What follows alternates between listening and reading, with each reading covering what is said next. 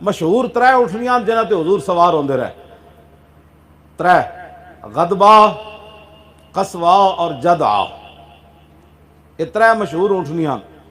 جڑی حضور جدوں حضور نے فرمایا میں دنیا تو تشریف لے جا رہا تے غدبہ آ کے زمین تے سر رکھ کے جیب باہر کٹ کے رون لگ پئی سی، غدبہ اونٹنی، ہاں جی، تے اے جدعہ بھی حضور دی مبارک اونٹنی ہے۔ جدعہ دا مطلب نکے نکے کن والی، سونے کن، حضور تے سوار ہو۔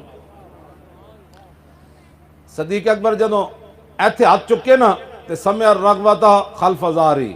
فوقف عن التکبیر، آپ نے اللہ اکبر کہنے لگے ہاتھ نیچے کر دیتے،